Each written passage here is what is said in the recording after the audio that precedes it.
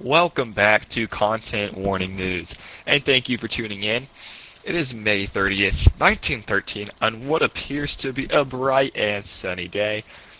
I'm your host, Conwar Noir, and today we have a very special news report for you.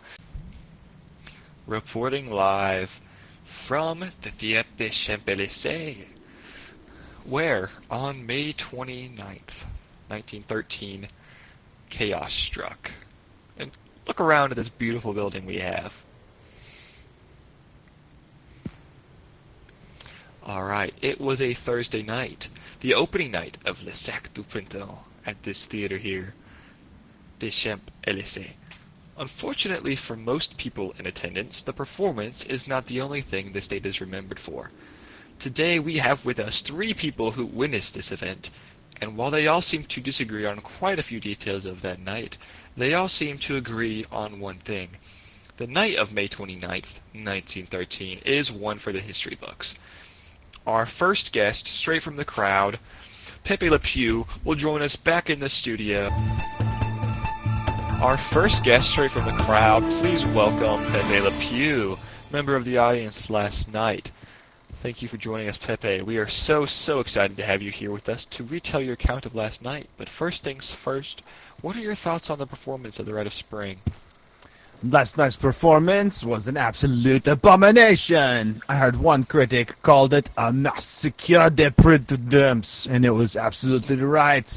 To think that the ticket prices have doubled? Wow, you definitely have some very strong feelings about last night. Please tell us more. Well, among those in the audience were Gabriel Astruc, Igor Stravinsky, Misa Siert, Maria Rampart, Jean Cochet, Carl Van Zieck, and Valentina Gross. The curtain was at 8:45, and as soon as the music began to play, so did the whistling from the audience. When the curtains went up and the dancers appeared, the howling and hissing started too. One of the ladies even spat in a man's face. It got very loud very quickly, and from the opening bars I wasn't even able to hear the music anymore. The performance entranced most of the people in the audience. Interesting. And are there any specific examples that you could provide? Yes, I can. What happened to Carl Van Vieschen is a prime example. The young man seated behind him beat on Van Vieschen's head to the beat of the music. He seemed to filled with intense excitement as he continued to land blows, but Van Vieschen didn't seem to notice. He was so enthralled by the music that he was unperturbed by the young man. It did not seem to notice for quite some time. It was very particular.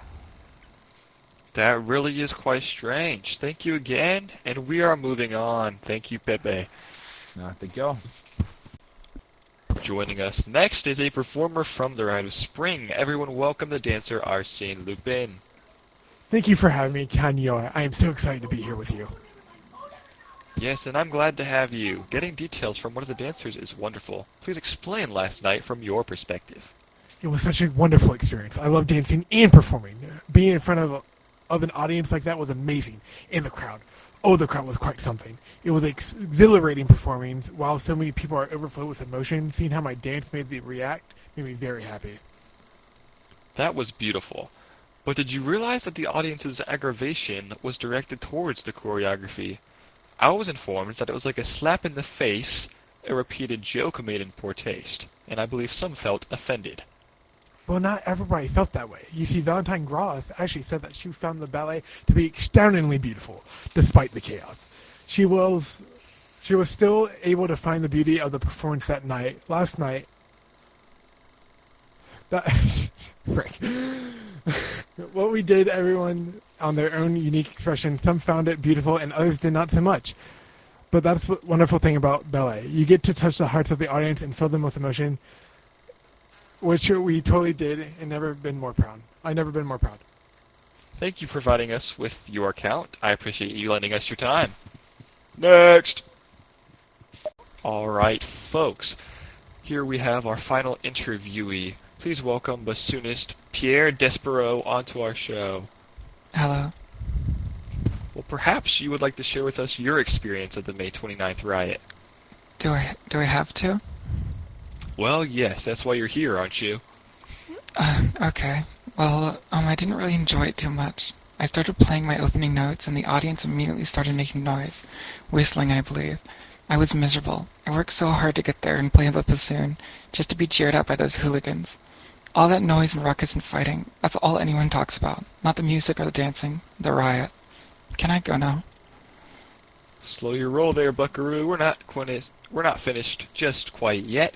If I'm not mistaken, very few people outside of the orchestra were able to hear the music after the opening bars ended. So after all of that, nobody heard the music?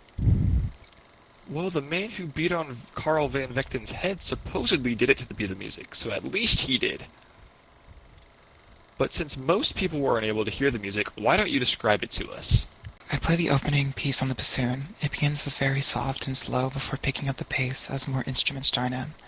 And I will admit, there was quite a bit of dissonance mixed in there.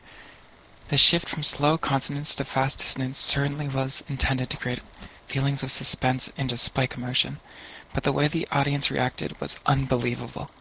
Now can I leave?